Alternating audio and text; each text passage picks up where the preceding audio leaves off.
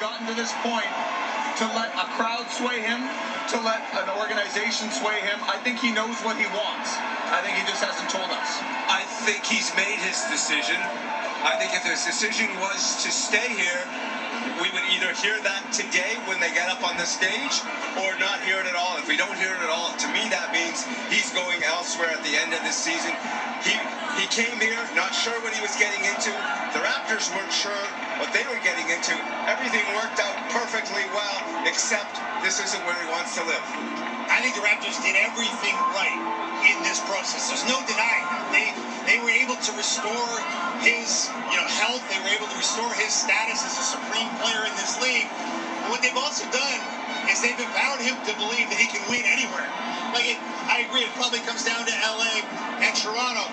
But this is a guy who took a very unconventional team and won a title with them as their true number one banana without a true number two in this league. And that's really unique. So this is a guy that has the world as his oyster. He owes nothing to anybody. He hasn't been phony about anything. And I think no matter what he does, people in Toronto have to respect it. One thing about the decision between California and Toronto, the Raptors have done everything right.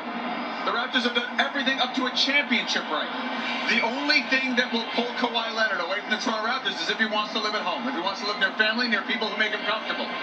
There are indications that that is where this could go. Until Kawhi Leonard says it, it hasn't been decided. Well, there are other people involved here. His girlfriend, his uncle. Kawhi is very close to those who are close to him, his family in particular. And if his family that wants nothing to do with Toronto, you can go back to Chris Pronger a number of years ago with the Edmonton Oilers. In the end, it wasn't Chris Pronger's decision necessarily to get out of Edmonton. It was Mrs. Pronger's decision to get out of Edmonton. And to Bruce's point, in hockey, we always talk about the pull of Toronto to the players who grew up in Toronto and the pull of home for a guy like John Tavares who came back to the Leafs. Yeah. I guess the difference is Johnny Tavares never won in Long Island. And will that be a factor for Kawhi Leonard? Will getting in a room with Masai Ujiri and thinking about this moment at Nathan Phillips Square, will that play into anything? We don't know. Again, this guy plays it as straight as you can play it. But You don't want to play poker with Kawhi Leonard. You don't want to play poker with Kawhi Leonard. No, but you know, if you looked yesterday at the Raptors exit interviews with Fred VanVleet and some of the others, and then you see today Kyle Lowry on the float with him, and the crowd starts yelling 1 more year, and Kyle starts yelling 5 more years. You can tell by listening to Fred yesterday and listening to Kyle today that much as they might want something to happen, they know better. I'm not sure that you can make an interpretation of Fred's comments in that regard. What Fred said is, we want him back.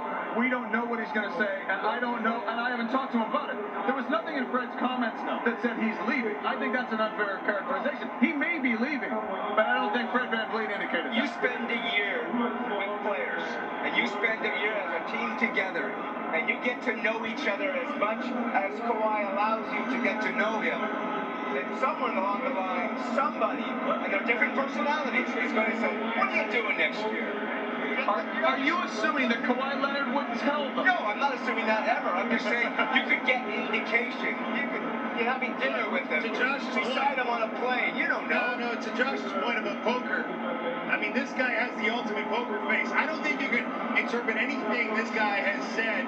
And we talk to people inside this club, inside other teams, in the agency businesses.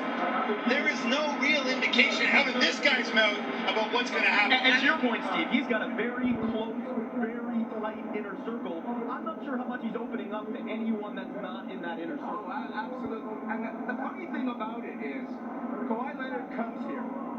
He wins a championship. He will forever be part of the city of Toronto and of Canada. And if you think about it in that way, especially from a Toronto perspective, Wendell Clark didn't win a championship. Doug Gilmour didn't win a championship. Matt Sundin didn't win. You can make that list longer, but stop that. I say, other sports you can go. A lot of the greatest athletes in the history of the city have not won. This guy came here 1 year, did it all, won the champion, was the reason why they won, and will be known for that forever. I will say this. I don't think you're going to hear Kawhi Leonard say, I'm coming back today at this parade. I don't think that necessarily closes the door because he hasn't heard the final pitch from the organization. If you had to guess, you would guess that Kawhi Leonard is going home. Until he says so, hasn't done so. So today, they celebrate, but as we've seen, the NBA never stops. The Lakers have already made a big move. And it's not just the Raptors that are waiting on Kawhi's big decision. The NBA is waiting on Kawhi's big decision. Over to you.